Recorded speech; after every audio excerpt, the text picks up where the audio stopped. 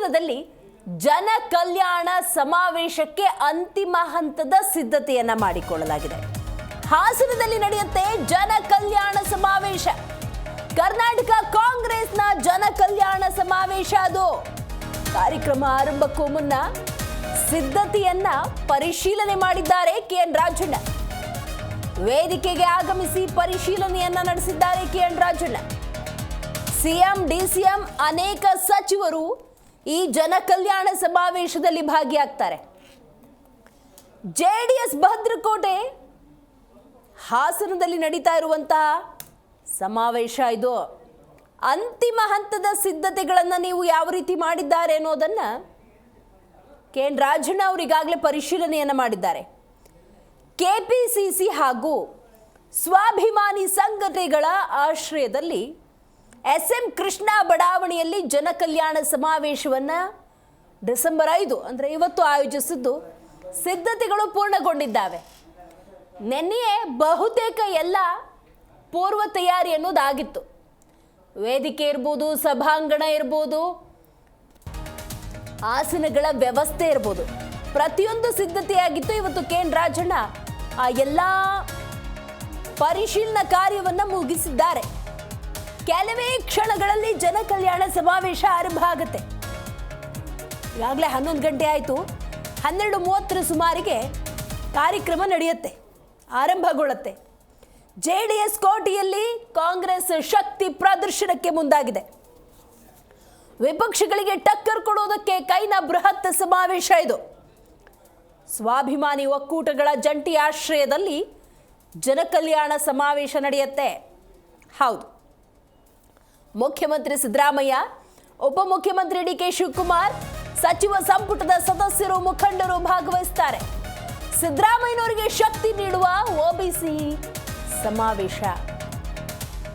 DK Shivakumar ಎಂಟ್ರಿಯಿಂದ ಈ ಸಮಾವೇಶದ ಕೆಲವೊಂದು ಆಶಯಗಳು ನಿಜಕ್ಕೂ ಕೂಡ ಅಯೋಮಯ ಅಂತ ಹೇಳಿದ್ರೆ ತಪ್ಪಾಗುವುದಿಲ್ಲ. ಹೌದು, ಸಿದ್ದರಾಮಯ್ಯನವರು ಒಂದು ಸ್ಟ್ರಾಟಜಿ ಇಟ್ಕೊಂಡಿದ್ರು. ಒಂದು ಜೆಡಿಎಸ್ ಭದ್ರಕೋಟೆಯಲ್ಲಿ ಈ ಸಮಾವೇಶ, ಎರಡನೇದು ಶಕ್ತಿ ಪ್ರದರ್ಶನ. ಇದರ ಜೊತೆಗೆ ಮುಖ್ಯಮಂತ್ರಿ ಗಾದಿ ಎಂದಾಗ ಯಾರೂ ಕೂಡ ಆ ಸ್ಥಾನವನ್ನು ಪ್ರಶ್ನೆ ಮಾಡುವಂತಾಗಬಾರ್ದು ಅನ್ನುವಂಥ ನಿಟ್ಟಿನಲ್ಲಿ ಈ ಪ್ರದರ್ಶನ ಒಂದು ಟರ್ನಿಂಗ್ ಪಾಯಿಂಟ್ ಆಗ್ತಾ ಇತ್ತು. ಸಿದ್ದರಾಮಯ್ಯನವರಿಗೆ ಶಕ್ತಿ ನೀಡುವಂಥ ಒಬಿಸಿ ಸಮಾವೇಶದ ಉದ್ದೇಶವೇ ಬದಲಾಗಿ ಹೋಯಿತು. ಯಾರಿಂದ? ಡಿಕೆ ಶಿವಕುಮಾರ್ ಎಂಟ್ರಿಯಿಂದ ಸಮಾವೇಶದ ಆಶಯವೇ ಅಯೋಮಯ. ಸ್ವಾಭಿಮಾನಿ ವರ್ಸಸ್ ಜನ ಕಲ್ಯಾಣ ಸಮಾವೇಶ ಅದಲು ಬದಲು. ಸಿದ್ದರಾಮಯ್ಯ ಬೆಂಬಲಿಗರ ಆಶಯಕ್ಕೆ ಡಿಕೆ ಶಿವಕುಮಾರ್ ಒಂದು ರೀತಿ ಗುನ್ನ ಹಾಕಿದ್ದಾರೆ ಮತ್ತು ಆ ಪ್ರಯತ್ನವನ್ನು ವಿಫಲ ಮಾಡಿದ್ದಾರೆ ಅಂದರೆ ತಪ್ಪಾಗೋದಿಲ್ಲ. ವಿಪಕ್ಷಕ್ಕೆ ಸಂದೇಶ ನೀಡೋದಕ್ಕೆ ಹೋಗಿ ಕರ್ನಾಟಕ ಕಾಂಗ್ರೆಸ್ ಅಂತರ್ಯುದ್ಧಕ್ಕೆ ವೇದಿಕೆ ಸಿದ್ಧವಾಯ್ತಾ ಅನ್ನೋದೇ ಸದ್ಯದ ಪ್ರಶ್ನೆ. Exactly right. ಆರಂಭದಲ್ಲಿ ಇದು ಯಾವ ಹೆಸರನ್ನು ಪಡ್ಕೊಂಡಿತ್ತು? ಸ್ವಾಭಿಮಾನಿ ಸಮಾವೇಶ ಅಂತ ಹೆಸರನ್ನು ಕರ್ಕೊಂಡಿತ್ತು. ಆಮೇಲೆ ಜನ ಕಲ್ಯಾಣ ಸಮಾವೇಶ ಅಂತ ಬದಲಾಯಿತು.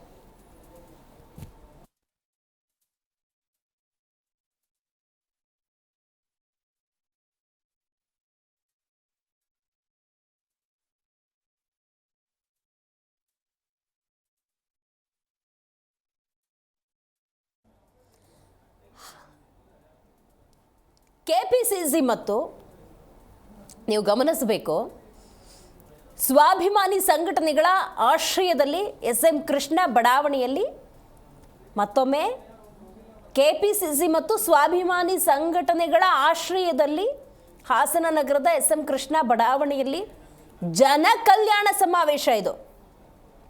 ಆರಂಭದಲ್ಲಿ ಸಿದ್ದರಾಮಯ್ಯನವರ ಆಶಯ ಬೇರೆಯೇ ಇತ್ತು. ಸಿದ್ದರಾಮಯ್ಯನವರಿಗೆ ಶಕ್ತಿ ನೀಡ್ತಾ ಇತ್ತು ಈ ಸಮಾವೇಶ.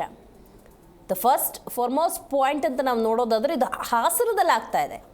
ಜೆಡಿಎಸ್ ಭದ್ರಕೋಟೆಯಲ್ಲಿ ಆಗ್ತಾ ಇದೆ ಸಮಾವೇಶ. ಈ ಮೂಲಕ ಶಕ್ತಿ ಪ್ರದರ್ಶನ ಸಿದ್ದರಾಮಯ್ಯನವ್ರದ್ದಾಗತ್ತೆ. ಈ ಎಲ್ಲ ಪ್ರಯತ್ನಗಳ ನಡುವೆ ಡಿಕೆ ಶಿವಕುಮಾರ್ ಅಲ್ಲಿ ಒಂದು ಎಂಟ್ರಿ ಕೊಟ್ಟರು. ವ್ಯಕ್ತಿ ಪೂಜೆಗಿಂತ ಪಕ್ಷದ ಪೂಜೆ ಬಹಳ ಮುಖ್ಯ, ವ್ಯಕ್ತಿಗಿಂತ ಪಕ್ಷ ಮುಖ್ಯ ಅಂತ ಹೇಳಿ ಪಕ್ಷದ ಹೆಸರಿನಲ್ಲಿ ಪಕ್ಷದ ಬಾವುಟಗಳಲ್ಲಿ ಈ ಸಮಾವೇಶ ಆಗ್ತಾ ಇದೆ. ಆರಂಭದಲ್ಲಿ ಡಿ ಕೆ ಶಿವಕುಮಾರ್ ಅವ್ರಿಗೆ ಈ ಸಮಾವೇಶದ ಬಗ್ಗೆ ಮಾಹಿತಿ ಇತ್ತೋ ಇಲ್ವೋ ಗೊತ್ತಿಲ್ಲ. ಸಿದ್ದರಾಮಯ್ಯನವರಂತೂ ರಾಹುಲ್ ಗಾಂಧಿ ಅವರಿಂದ ಒಂದು ಅನುಮತಿಯನ್ನು ಪಡ್ಕೊಂಡ್ಬಿಟ್ರು. ಆ ನಂತರದ ಸಂದರ್ಭದಲ್ಲಿ ಈ ಸಮಾವೇಶ ಹೇಗೆ ಹೋಗಬೇಕು, ಏನು ಎತ್ತ ಅನ್ನೋದ್ರ ಬಗ್ಗೆ ಏನು ಅಂದ್ಕೊಂಡಿದ್ರು ಅವೆಲ್ಲವೂ ಕೂಡ ಬದಲಾಗಿ ಹೋಯಿತು. ಸಿದ್ದರಾಮಯ್ಯನವ್ರು ಅಂದ್ಕೊಂಡಿದ್ದೊಂದು, ಈಗ ಆಗ್ತಿರೋದು ಬದಲಾಗಿದ್ರೂ ಕೂಡ ಪಕ್ಷದ ಹೆಸರಿನಲ್ಲಿ ಆಗ್ತಿದೆ ಅನ್ನೋದು ನೋಡಬೇಕಾಗತ್ತೆ. ವಿಪಕ್ಷಕ್ಕೆ ಒಂದು ಸ್ಪಷ್ಟ ಸಂದೇಶವನ್ನು ಕೊಡಬೇಕಾಗಿತ್ತು ಸಿದ್ದರಾಮಯ್ಯನವರು. ಹಾಸನದಲ್ಲಿ ಈ ಸಮಾವೇಶವನ್ನು ಆಯೋಜನೆ ಮಾಡ್ತಾರೆ. ವಿಪಕ್ಷಕ್ಕೆ ಸಂದೇಶ ಕೊಡೋಕೆ ಹೊರಟ್ರೋ ಬಿಟ್ರೋ, ಆದರೆ ಕರ್ನಾಟಕ ಕಾಂಗ್ರೆಸ್ನ ಒಂದು ಆಂತರಿಕ ಸಮಸ್ಯೆ ಏನಿತ್ತು ಅದು ಉಲ್ಬಣ ಆಗೋದಕ್ಕೆ ಇದು ಕಾರಣ ಆಯಿತು ಅಂತ ಹೇಳಿದ್ರೆ ನಿಜಕ್ಕೂ ತಪ್ಪಾಗೋದಿಲ್ಲ.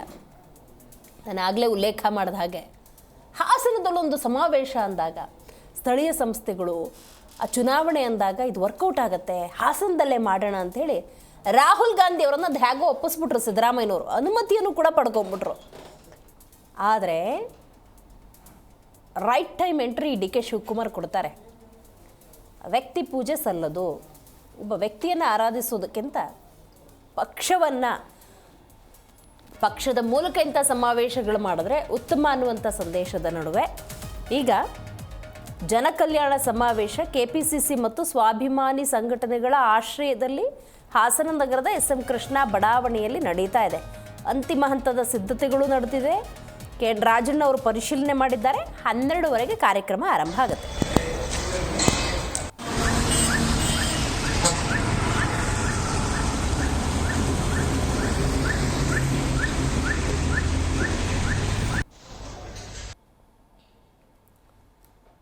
ಸಿಎಂ ಕುರ್ಚಿಗಾಗಿ ಸಿದ್ದರಾಮಯ್ಯ ಮತ್ತು ಡಿ ಕೆ ಶಿವಕುಮಾರ್ ಒಪ್ಪಂದ ವಿಚಾರಕ್ಕೆ ಸಂಬಂಧಪಟ್ಟಂತೆ ಡಾಕ್ಟರ್ ಜಿ ಪರಮೇಶ್ವರ್ ಪ್ರತಿಕ್ರಿಯೆಯನ್ನು ಕೊಟ್ಟಿದ್ದಾರೆ.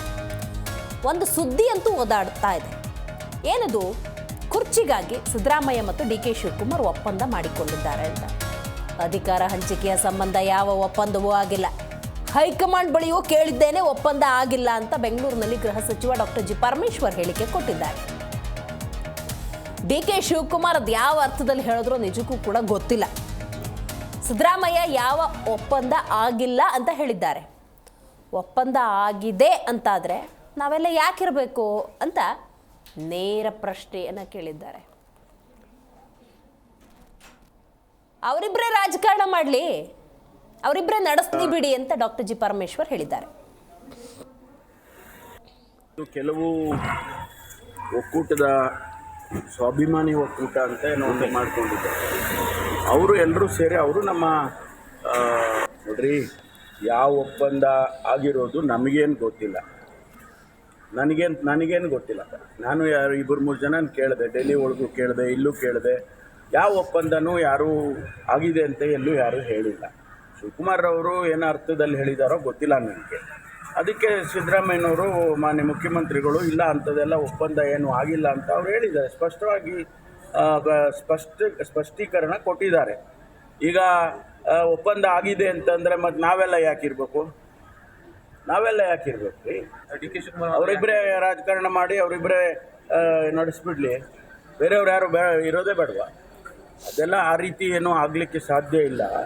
ಅದರಿಂದ ಹೈಕಮಾಂಡ್ ಅಂತಿಮವಾಗಿ ಏನು ತೀರ್ಮಾನಗಳನ್ನು ಮಾಡ್ತಾರೆ, ನಾವು ಯಾರೂ ಕೂಡ ಹೈಕಮಾಂಡನ್ನು ಬಿಟ್ಟು ಹೋಗೋರಲ್ಲ. ಹೈಕಮಾಂಡು ಏನು ತೀರ್ಮಾನ ಮಾಡುತ್ತೆ ಅದನ್ನು ಒಪ್ಕೊಳ್ಳೋವಂಥ ಜನ ನಾವು. ಆದ್ದರಿಂದ ಈ ಒಪ್ಪಂದ ಅವೆಲ್ಲ ನಮಗೇನು ಗೊತ್ತಿಲ್ಲಪ್ಪ. ನೋಡ್ರಿ, ಯಾವ ಒಪ್ಪಂದ ಆಗಿರೋದು ನಮಗೇನು ಗೊತ್ತಿಲ್ಲ, ನನಗೇನು ಗೊತ್ತಿಲ್ಲಪ್ಪ. ನಾನು 2-3 ಜನ ಕೇಳಿದೆ, ಡೆಲ್ಲಿ ಒಳಗೂ ಕೇಳಿದೆ, ಇಲ್ಲೂ ಕೇಳಿದೆ. ಯಾವ ಒಪ್ಪಂದನೂ ಯಾರೂ ಆಗಿದೆ ಅಂತ ಎಲ್ಲೂ ಯಾರೂ ಹೇಳಿಲ್ಲ. ಶಿವಕುಮಾರ್ ಅವರು ಏನೋ ಅರ್ಥದಲ್ಲಿ ಹೇಳಿದಾರೋ ಗೊತ್ತಿಲ್ಲ ನನಗೆ. ಅದಕ್ಕೆ ಸಿದ್ದರಾಮಯ್ಯನವರು ಮಾನ್ಯ ಮುಖ್ಯಮಂತ್ರಿಗಳು ಇಲ್ಲ ಅಂಥದ್ದೆಲ್ಲ ಒಪ್ಪಂದ ಏನು ಆಗಿಲ್ಲ ಅಂತ ಅವ್ರು ಹೇಳಿದ್ದಾರೆ. ಸ್ಪಷ್ಟವಾಗಿ ನೋಡಿ, ಬಹಳ ಮುಖ್ಯವಾಗಿ ಸಿದ್ದರಾಮಯ್ಯ ಮತ್ತು ಡಿ ಕೆ ಶಿವಕುಮಾರ್ ಅಂದಾಗ ಒಪ್ಪಂದದ ವಿಚಾರಗಳು ಬಹಳ ದೊಡ್ಡ ಮಟ್ಟದಲ್ಲೇ ಚರ್ಚೆ ಆಗ್ತಿರೋದ್ರಿಂದಾಗಿ ಪಕ್ಷದಲ್ಲಿದ್ದು ಎಷ್ಟರ ಮಟ್ಟಿಗೆ ಅಸಮಾಧಾನಕ್ಕೆ ಕಾರಣ ಆಗಿದೆ. ಡಾಕ್ಟರ್ ಜಿ ಪರಮೇಶ್ವರ್ ಅವರು ನೇರವಾಗಿ ಹೇಳ್ತಾ ಇದ್ದಾರೆ, ಅವರಿಬ್ಬರೇ ಮಾಡ್ಕೊಳ್ಳಿ ಬಿಡಿ, ಬೇರೆ ಯಾರೂ ಬೇಡವಾ? ಈ ಸಂದೇಶವನ್ನು ರವಾನೆ ಮಾಡ್ತಿದ್ದಾರೆ. ಸಿದ್ದರಾಮಯ್ಯ ಯಾವ ಒಪ್ಪಂದ ಆಗಿಲ್ಲ ಅಂತ ಹೇಳ್ತಾರೆ. ಡಿ ಕೆ ಶಿವಕುಮಾರ್ ಅದು ಯಾವ ಅರ್ಥದಲ್ಲಿ ಹೇಳಿದಾರೋ ಗೊತ್ತಿಲ್ಲ. ಒಪ್ಪಂದ ಆಗಿದೆ ಅನ್ನೋದೇ ಆದರೆ ನಾವೆಲ್ಲ ಯಾಕಿರಬೇಕು? ಅವರಿಬ್ಬರೇ ರಾಜಕಾರಣ ಮಾಡಲಿ, ಅವರಿಬ್ಬರೇ ಎಲ್ಲವನ್ನ ನಡೆಸಲಿ ಅಂತ ನೇರ ಸಂದೇಶವನ್ನು ರವಾನೆ ಮಾಡಿದ್ದಾರೆ ಗೃಹ ಸಚಿವರು.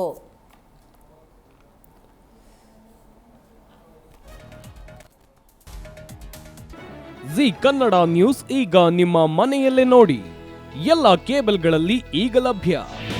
ನಿಮ್ಮ ನೆಚ್ಚಿನ ಜಿ ಕನ್ನಡ ನ್ಯೂಸ್ ಈಗ ಸನ್ ಡೈರೆಕ್ಟ್ ನಲ್ಲಿ number 292, Tata play number 1664, Jio TV number 1334, NXT digital number 30, in cable number 30, city networks 51, U digital number 162, GTPL number 17, Rockline telecommunications number 42, Shri Basaveshwara cable number 168, rural cable network 60, Vinayaka digital 57, Abhishek cable 821, city channel 53, Siddeshwara cable network 57, V4 digital Infotech 628, Surya digital networks 53, Gajanan digital number 836, Malnad Infotech private limited number